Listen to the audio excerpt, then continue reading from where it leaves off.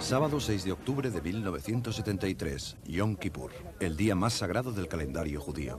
Las tropas judías estacionadas en la frontera, desguarnecidas durante los días santos, sufrieron un ataque por sorpresa de las fuerzas sirias y egipcias que contaban con un número de soldados 10 veces superior. Por primera vez aprendieron a respetar la valentía y la capacidad de lucha de los ejércitos árabes.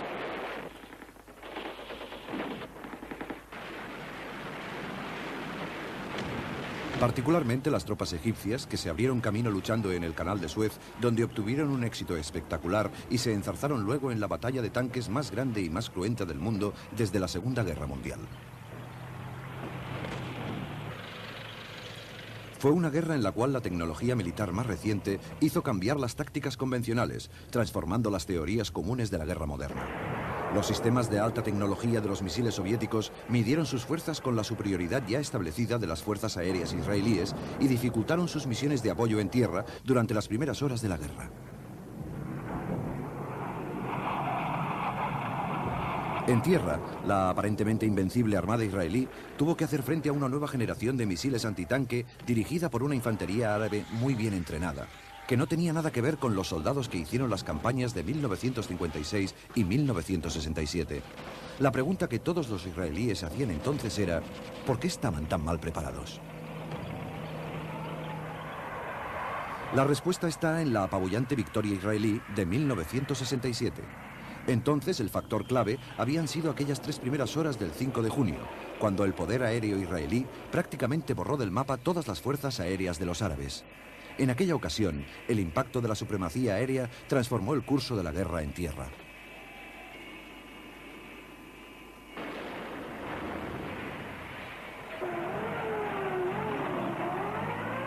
Desde entonces, la mayoría de los militares israelíes eran de la opinión que los árabes no se arriesgarían jamás a una confrontación a gran escala hasta que fueran capaces de competir en el aire. En 1975, las fuerzas aéreas árabes eran lo suficientemente potentes como para enfrentarse de nuevo. De todas formas, la derrota había sido tan flagrante que los líderes de los países árabes se vieron sometidos a una gran presión en sus respectivos países para intentar un nuevo enfrentamiento. Los altos del Golán de Siria, la franja oeste de Jordania y la península egipcia del Sinaí les recordaban constantemente la humillación sufrida en 1967. El rey Hussein, que había perdido una parte considerable de territorio jordano en la guerra contra Israel, no podía permitirse otra confrontación. Israel todavía estaba en inferioridad de condiciones en lo que respecta a un número de soldados, de tanques, aviones y misiles, comparado con los contingentes reunidos de Siria y Egipto. Estas fuerzas también debían cubrir 2 frentes distintos. Desde la pérdida del Sinaí en 1967, los egipcios se habían concentrado en la defensa de la orilla oeste del Canal de Suez, la Cisjordania. Los israelíes sabían por experiencia que el control del desierto dependía de los 3 desfiladeros que cruzan la cordillera montañosa más allá de su cuartel general del Sinaí, en Bir Gifgafa. En consecuencia, construyeron una línea defensiva frontal a lo largo de la orilla este del canal con una serie de fuertes que llevaba el nombre del general Bar-Lev. En caso de alarma, los tanques tomarían posiciones determinadas previamente. Los egipcios dispusieron una de las más densas murallas de misiles del mundo, estableciendo así un paraguas antiaéreo en todo el área del Canal de Suez con el fin de neutralizar la fuerza aérea israelí. El presidente egipcio Sadat se dio cuenta de que, aun no disponiendo de una fuerza aérea comparable a la del enemigo, podía llevar a cabo una guerra limitada bajo este paraguas y negociar después apoyado por Rusia. Compartió su proyecto con el presidente sirio Assad, que también obtuvo misiles soviéticos SAM para emprender la batalla del Golán. Se pusieron de acuerdo para organizar un ataque conjunto en el momento en que Israel estuviera menos preparada. El ministro de Defensa egipcio, general Ahmed Ismail, fue el comandante en jefe de las fuerzas conjuntas de Siria y Egipto. Negoció con los rusos para contar con apoyo armamentístico.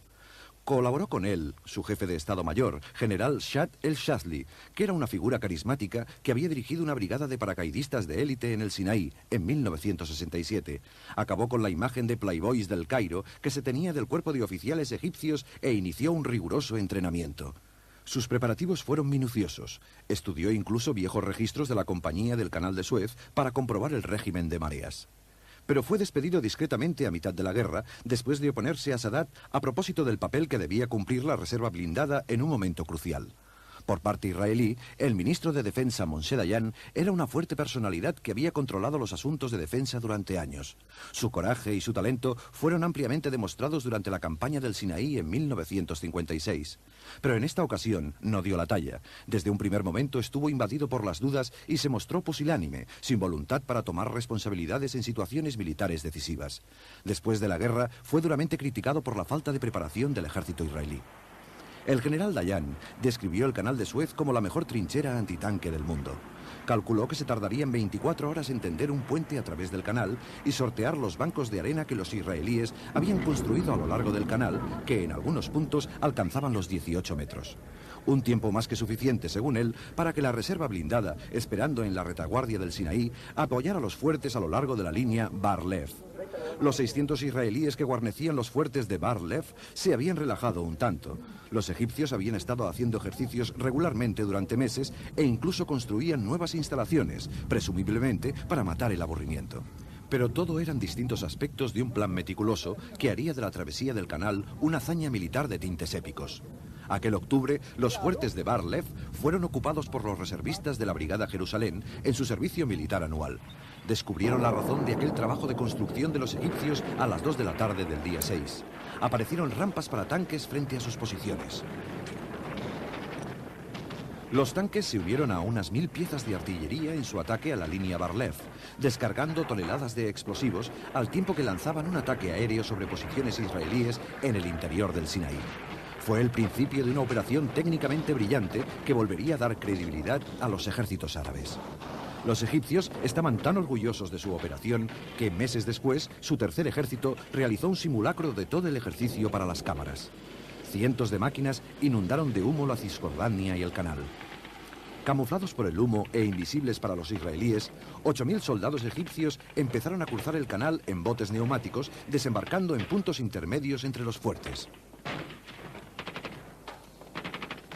En 1971, los israelíes habían experimentado con un método de echar petróleo en el canal desde un subterráneo, convirtiéndolo en una muralla de llamas. Los egipcios no se arriesgaron. La noche anterior, un grupo de hombres rana había bloqueado las tuberías que iban a dar al canal.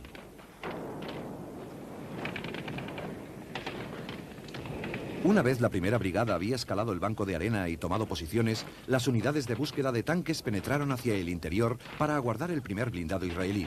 Iban equipados con armamento antitanque RPG-7 y el misil soviético antitanque más moderno, el Shager. Empaquetado en una maleta, podía montarse en breves minutos. Su sistema de guía de alambre con un alcance de 2000 y habilidad por parte de los operadores. Cada uno de ellos había disparado 100 cohetes en las sesiones de entrenamiento y causaron estragos entre los tanques israelíes. Una sola unidad derribó 8 tanques en los primeros 10 minutos. Con la defensa de tanques en su lugar y la llegada de equipamiento pesado, la segunda fase de la operación podía empezar.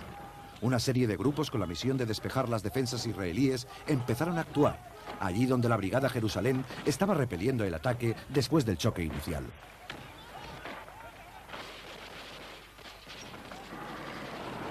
Más al sur, en los lagos amargos, se llevaba a cabo una operación anfibia. Los tanques y camiones de tropas del Tercer Ejército transportaron más hombres al Sinaí.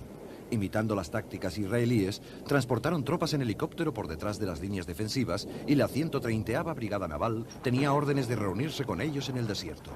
Fue el único fracaso de toda la operación. Los israelíes derribaron 14 helicópteros llenos de soldados y los supervivientes poco pudieron hacer.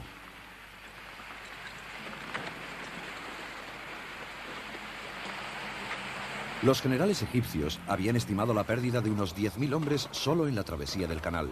De hecho, la cortina de fuego había mantenido a los israelíes en sus búnkers y durante esta fase de la operación, la más peligrosa y expuesta, el número de bajas fue de 208. El problema que suponía sortear los bancos de arena lo solucionó un teniente egipcio de gran ingenio que había trabajado en la construcción de la presa de Asuán. Unas bombas de irrigación británicas dieron la potencia necesaria a unas mangueras de alta presión que simplemente aspiraron y evacuaron la arena hacia el canal.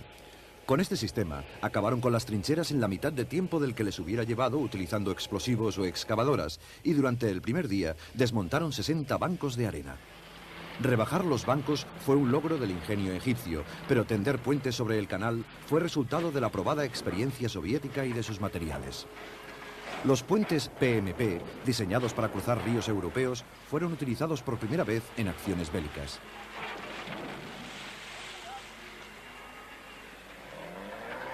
Los pontones seccionales podían unirse unos a otros en cuestión de minutos. En su día, las guarniciones israelíes dijeron que los puentes crecían a través del canal como brazos extendidos. Había otro sistema soviético para cruzar que era todavía más rápido. El ferry GSP estaba formado por dos camiones anfibios unidos que se expandían con un sistema hidráulico, creando una plataforma que podía transportar un tanque a través del canal en cuestión de minutos. El equipo del general Shadley había planeado la operación de cruce del canal hasta el último detalle, con dos objetivos prioritarios: sorpresa y velocidad.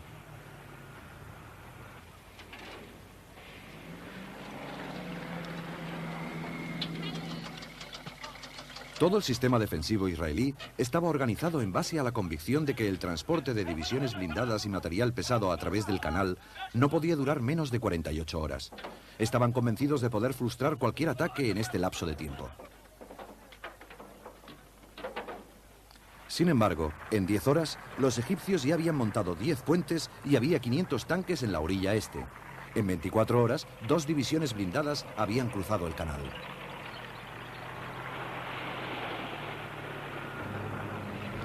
En los primeros 30 minutos de la guerra, las reservas blindadas israelíes avanzaron hacia el frente ignorando lo que les esperaba.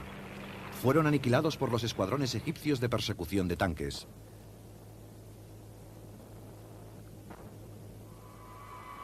Inevitablemente, la guerra aérea fue la respuesta inmediata de los israelíes, sobrevolando el paraguas de misiles para detener la travesía en vez de concentrarse en primer lugar en los puestos de misiles, tal como se suponía que harían. Debido a la presión de Estados Unidos, se había desechado los planes para un ataque preventivo aquella misma mañana. Israel perdería el apoyo necesario si era vista como el agresor. Moshe Dayan tuvo que explicarlo ante una nación confundida. Considered it, and it was the decision of the government not to strike first, even though we were sure that they will do that, in order to have that political or whatever you call it advantage at the expenses of the military disadvantage. Esta desventaja empezaba a ser evidente, ya que los egipcios habían consolidado sus posiciones en la orilla este del Canal de Suez. Si sobrevivía a los misiles, la Fuerza Aérea israelí tenía que localizar los puentes escondidos bajo cortinas de humo. Incluso si eran bombardeados, la construcción por secciones facilitaba su reparación y podían ser transportados fácilmente sobre el agua a otros puntos de cruce. Las tropas egipcias estaban satisfechas de sus logros. Habían desbaratado los primeros contraataques exactamente según el plan urdido y ahora iban tomando posesión de los fuertes de la línea Bar-Lev uno por uno. Pero no todos cayeron fácilmente. El fuerte situado más al norte no pudo ser tomado, y en el otro extremo, en el sur, en el puerto de Tevlik, un oficial y 42 hombres resistieron durante una semana el asedio antes de rendirse con la mediación de la Cruz Roja. Al cabo de varios ataques repetidos, agotaron sus últimas granadas y municiones. El oficial egipcio que asaltó el fuerte estaba convencido de que habían escondido el armamento pesado, pero la verdad es que no había tal armamento. Los llevaron en ferry hasta el puerto de Tevlik, donde los supervivientes ayudaron a sus compañeros heridos a desembarcar para ser encarcelados. Entre las filas israelíes que iban llegando el lunes día 8 por la carretera hacia el Sinaí, la moral era todavía alta. Su confianza en una fácil victoria se vio reforzada por la visión, en su ruta por el paso de Midla, de los restos de chatarra de la derrota egipcia de 1956 y 1967.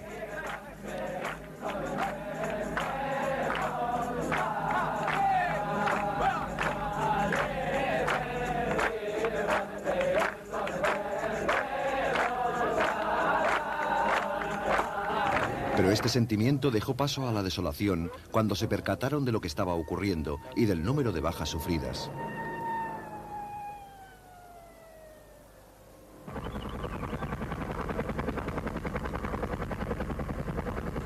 En aquellos primeros días, los egipcios eran los únicos que tenían motivo para celebrar algo. Este campo de batalla se hallaba en el desierto remoto. Como contraste, el frente del norte estaba lo suficientemente cerca de los centros israelíes más importantes para que los observadores sirios pudieran localizar fácilmente sus objetivos. Aquí, los altos del Golán estaban solo a 27 kilómetros. Desde este altiplano volcánico había 4 carreteras que llevaban al norte de Israel a través del Jordán. La más importante era la que cruzaba el río por el puente Benot Yaakov desde Quneitra y Kfar Nafak, los cuarteles generales del área israelí. Desde el monte Hermón, los observadores israelíes, conocidos con el nombre de los Ojos de Israel, vigilaban la zona. Los sirios planeaban cruzar la línea de alto el fuego en un solo asalto blindado masivo, con 2 columnas atacando por los flancos para atacar Kfar Nafak y el puente, mientras otras columnas se ocuparían de las carreteras menos importantes. A las 2 de la tarde del día 6 de octubre se inició una cortina de fuego de artillería de 50 minutos, sincronizada por una ofensiva egipcia en el sur. Esto despejó el camino y dejó vía libre para los blindados sirios, que arrasaron a su paso por los puestos fronterizos. Invadieron el lugar como si fuera agua, declaró un israelí. Nunca imaginé que hubiera tantos tanques en el mundo. Los israelíes tenían 180 tanques y 60 cañones para defender un frente de 64 kilómetros. Fue la lucha más heroica y desesperada de toda la guerra.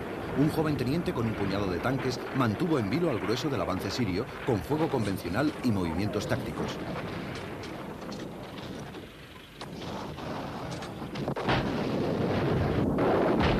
La artillería móvil también resultó efectiva.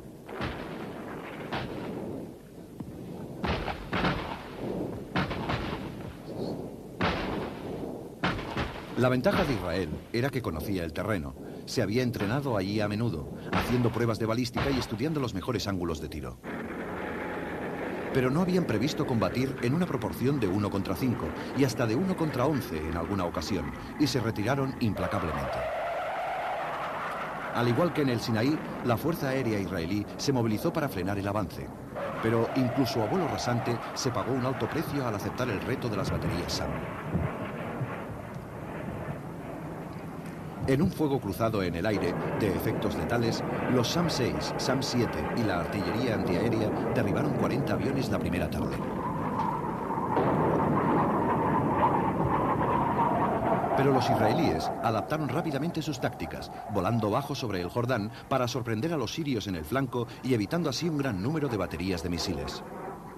Los restos de los vehículos sirios abandonados a lo largo de la carretera daban testimonio de su eficacia. En algunos lugares, la tierra quemada y ennegrecida era la prueba fehaciente de que, como los americanos en Vietnam, estaban usando napalm. Domingo, segundo día, los reservistas israelíes se despliegan en el sector sur en tanques Sherman de la Segunda Guerra Mundial modificados. Sus oponentes fueron los T-55 y los T-62, los tanques soviéticos más recientes en aquel momento. A pesar de estar a una distancia tecnológica de 30 años, destruyeron un número mayor de sirios, aunque tuvieron que pagar un precio. Las 2 brigadas israelíes del frente fueron prácticamente arrasadas, pero habían ganado tiempo para el ejército civil. La movilización había empezado un día antes y muchos no esperaron para el santo y seña. Agarraron sus equipos y se dirigieron a los frentes, en camiones, coches y autobuses. Un pelotón llegó a conducir una camioneta de transporte de leche hasta el frente del Sinaí. La primera ministra Golda Meir expresó el sentir de su pueblo. Small as it is, surrounded as it is by enemies, has decided to live. And if we have to pay the price for living, we have to pay it. This is not a people that can give in. Los primeros refuerzos que iban llegando desperdigados al Golán eran enviados de inmediato hacia el frente. La situación era tan desesperada que no había tiempo para una respuesta coordinada. En el sur, los sirios estaban ahora a solo 10 minutos en tanque del puente Benot Yaakov. El lunes por la mañana, a las 36 horas del inicio de la guerra, las carreteras hacia el Golán estaban atascadas de tropas y material bélico. Al aproximarse a los altos, se arriesgaban a recibir fuego de artillería desde el monte Hermón, que había caído en manos de los comandos sirios en las primeras horas de la guerra. Totalmente movilizado, ahora el ejército israelí empezaba a cambiar la situación. Las bajas habían sido numerosas. La defensa del Golán les había costado 250 hombres en los primeros 2 días. Un pequeño ejército no podía seguir permitiéndose este volumen de pérdidas, y a partir de entonces fue una prioridad al procurar sufrir el mínimo posible de bajas. Ahora confiaban sobre todo en la artillería para desalojar a los sirios.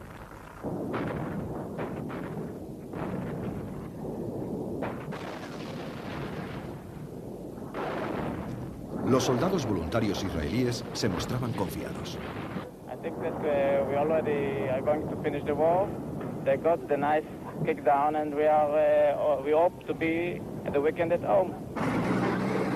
No resultó tan fácil. La resistencia siria se mantuvo inamovible en su retiro a pesar del gran número de bajas sufridas. Los israelíes, en su avance, contaron 500 tanques entre la chatarra esparcida por los altos. Al norte de Quneitra, las columnas sirias se habían visto reducidas debido a los campos de minas y la excelente 7ª división blindada israelí no desperdició la ocasión. Bautizaron aquella zona con el nombre de El Valle de Lágrimas. Abandonados entre la chatarra había camiones Sager soviéticos nuevos con capacidad de lanzamiento para 6 misiles. La infantería mecanizada israelí acabó con los focos de resistencia, rodeados por los blindados, y el miércoles día 10 el comandante en jefe israelí, general El-Azhar, informó de los avances israelíes. I am glad to tell you that we managed to push almost all of the Syrian forces to the ceasefire line. Now in the middle of the battles, we continue our counter-attack. We shall continue it tomorrow, and we shall break and destroy completely all the attacking forces. Los israelíes habían despejado la mayor parte del Golán, pero no podían trasladarse al Sinaí hasta que fuera destruida la amenaza siria. Entonces atacaron de nuevo en el sector norte, usando el Monte Hermón para cubrir su flanco izquierdo. Cruzaron la línea de alto el fuego hacia el interior de Siria el día 11 y tomaron la ruta más corta hacia Damasco. 2 días más tarde, estaban a 27 kilómetros de la línea de alto el fuego y solo a 40 kilómetros de Damasco. Los reservistas sirios ofrecieron mucha resistencia desde sus líneas defensivas y los israelíes tuvieron que combatir con dureza durante todo el viaje. El presidente Assad, viendo su capital amenazada por la artillería israelí, instó a los egipcios a lanzar un ataque en el Sinaí para aliviar la presión que sufrían. Los MiG sirios se unieron a la defensa desesperada, lanzándose en picado sobre las columnas situadas en el flanco izquierdo, cerca del Monte Hermón.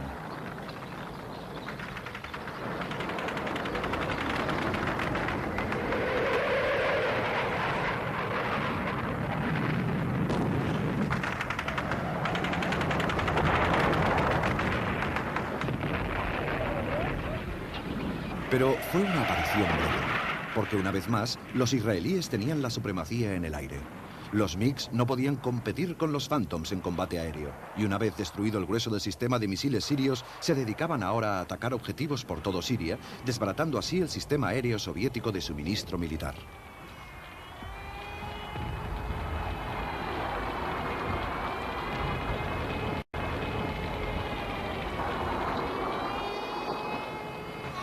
También por mar estaban cortando las rutas de suministro. En la primera batalla árabe-israelí de la historia de misiles navales, barrieron prácticamente la fuerza naval siria. Y los soviéticos se vieron obligados a mover su flota para mantener abiertos los puertos sirios. Los americanos respondieron reforzando su sexta flota, un toque de atención bastante claro contra una mayor injerencia soviética. El mundo árabe también acudió en ayuda de Siria. Entered Syria and have been heavily engaged in action throughout yesterday. 4.000 hombres de la 40ª Brigada Jordana combatieron junto a una división blindada iraquí, atacando el flanco sur. Pero la coordinación entre ellos resultó complicada y ambos sufrieron muchas bajas en manos de los israelíes.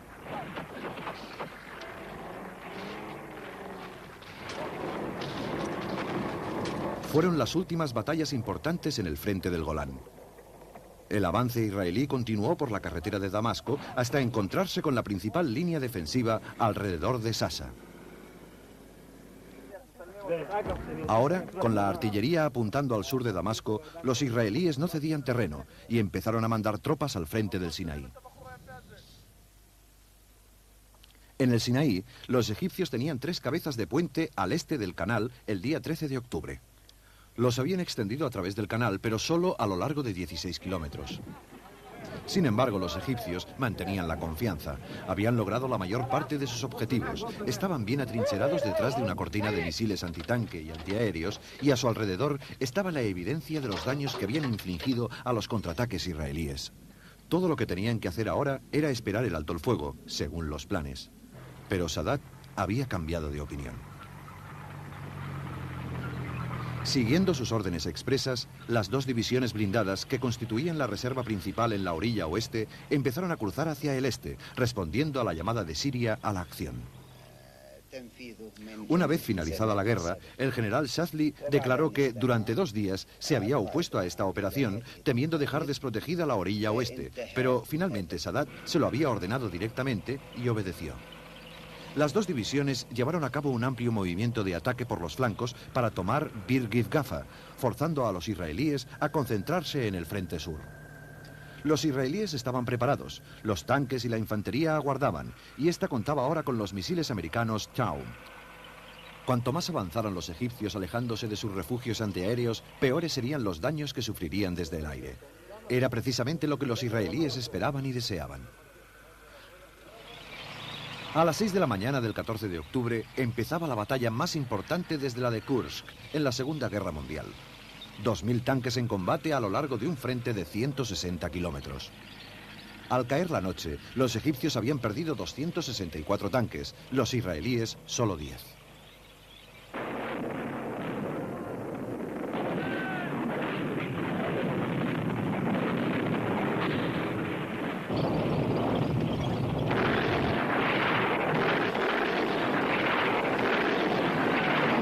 Esta gran diferencia se explica en parte por la superioridad táctica de los israelíes, pero otra razón, sorprendente por lo simple, es que sus tanques se adaptaban mucho mejor al terreno.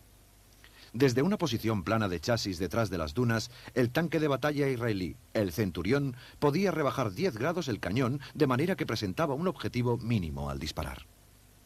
El T-55 soviético de menor calidad que usaban los egipcios solo podía rebajar el cañón 4 grados, presentando así un objetivo mucho más grande en las mismas circunstancias. No fueron solo los blindados egipcios los que sufrieron. Una vez más, habían lanzado paracaídas en las líneas y en la retaguardia. Una vez más, los israelíes los rodearon.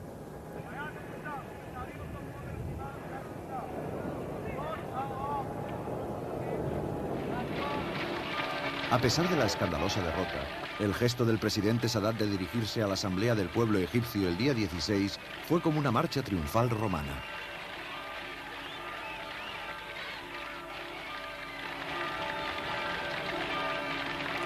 El presidente y el general Ismail fueron aclamados por las masas al entrar en la Asamblea. Habían dado una tremenda victoria al pueblo egipcio, devolviéndole su orgullo nacional.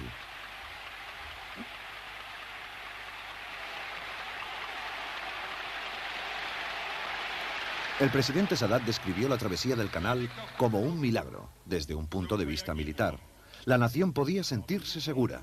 Ahora estaba armada con una espada y un escudo. Pero al tiempo que pronunciaba estas palabras, una columna de tanques israelíes estaba ocupada acabando con el escudo de Egipto, no en el Sinaí, sino en África. Los israelíes habían cruzado el canal y al no encontrar oposición se dedicaron a combatir penetrando en las líneas egipcias. Una vez identificados los puntos débiles, donde se encontraban la segunda y la tercera armada egipcia, al norte de los lagos Amargos, los israelíes lanzaron un contraataque el día 15 a las órdenes del general Sharon. Se abrieron camino a través del canal y empezaron a destruir los puestos de misiles egipcios.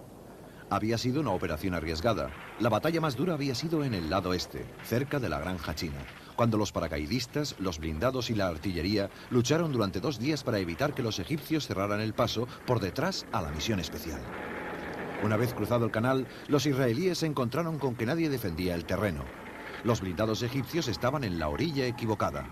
Se movieron libremente por el canal de Agua Dulce e iniciaron ataques combinados contra las baterías de misiles. Los tanques cubrían a los paracaidistas mientras arrasaban los búnkers.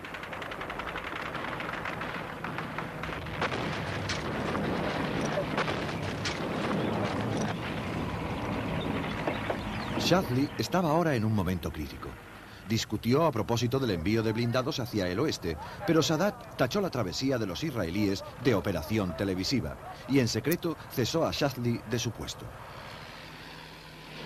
Lo que finalmente convenció a Sadat de la gravedad de la situación fue el envío aéreo de material militar americano a Israel. Las pérdidas materiales eran enormes en ambos lados, pero él esperaba que los israelíes acordarían un alto el fuego mucho antes de agotar el suministro bélico soviético. Ahora se veía forzado a pedir ayuda a los rusos con el fin de que mediaran para un alto el fuego. Moshe Dayan se había mostrado contrario a la travesía desde un principio, pero rehusó tomar decisiones en ningún sentido. Le dijo a El-Azhar que él solo podía decidir en asuntos militares. Pero cuando se encontraron en el Sinaí el día 19, sabían que había llegado el momento de hablar.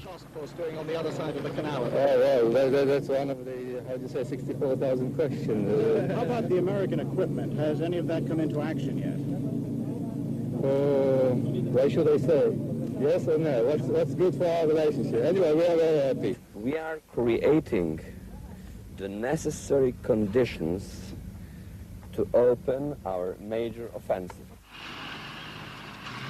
Ahora los israelíes tenían dos puentes sobre el canal y su presencia en la orilla oeste estaba creciendo de hora en hora. Ahora pudieron estrechar el cerco y controlar pueblos y ciudades en una extensión de 1.200 kilómetros cuadrados. El frente fue ampliándose. Destruyeron más puestos de misiles e hicieron un agujero en el paraguas antiaéreo, lo que permitió a los aviones israelíes amenazar a las posiciones de la Segunda Armada en el norte. Aunque de forma tardía, la resistencia egipcia aumentaba en tierra y en el aire.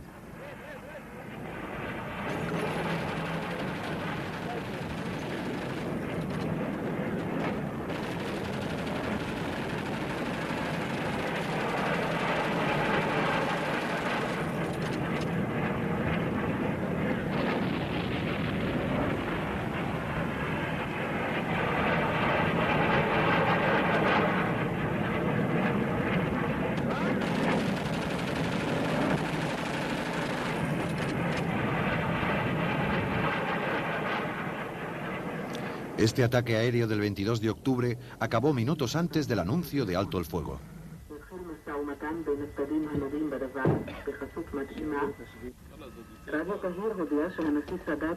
La satisfacción evidente de estos soldados no es compartida por todos los israelíes. Think that they succeeded in this war. They think that if they have placed some few hundreds of soldiers and tanks in our bank of the canal, then they think that this is a victory for them. And when the Arabs think that they have won or they have a big victory, this encourages them. And the next thing you'll know is that in a year or two, we'll have another war and more casualties. Pero el alto el fuego fue violado al cabo de pocas horas. Los israelíes aprovecharon la oportunidad y avanzaron hasta los alrededores del puerto de Suez. El día 24 habían cruzado el canal de Suez hacia la carretera del Cairo en el kilómetro 101 y se hallaban a solo 96 kilómetros de la capital egipcia. La batalla del alto el fuego transformó la situación. La acción israelí había cercado a la tercera armada egipcia en el Sinaí, cortándoles todas las líneas de suministro. Aquí, en el sur, tenían ahora una baza extraordinaria para negociar. En el norte, la brigada de élite Golani había lidiado una dura batalla para recuperar el monte Hermón y había perdido 70 hombres. 8 horas antes del alto el fuego del día 22, su gallardete ondeó en la cumbre junto a la bandera israelí. Ahora la bandera israelí ondeaba también en África. Cuando se puso en práctica el segundo alto el fuego, los dos ejércitos se observaron con cautela, a través del canal, desde sus posiciones. Esta vez las Naciones Unidas habían mandado tropas para hacer cumplir el alto el fuego y para organizar el tránsito de provisiones a través de puestos de control israelíes. Constituyó un cambio de rumbo considerable. El triunfo inicial de los egipcios se había vuelto en contra suya. Ahora todo un ejército dependía de la buena voluntad de los israelíes para sobrevivir. Ambos bandos habían perdido parte de su territorio, pero con el escudo de misiles medio desmantelado y 20.000 egipcios cautivos en el desierto, los israelíes gozaban del dominio de la situación. En el kilómetro 101 de la carretera del Cairo, por primera vez, una delegación egipcia llegó para negociar directamente con representantes de un país cuya existencia ni tan solo reconocían. ninguno de los presentes allí hubiera creído que este diálogo pudiera continuar o que, 4 años después, el presidente Sadat se levantaría para dirigirse al Parlamento israelí en el corazón del país contra el que había luchado con tesón para destruir.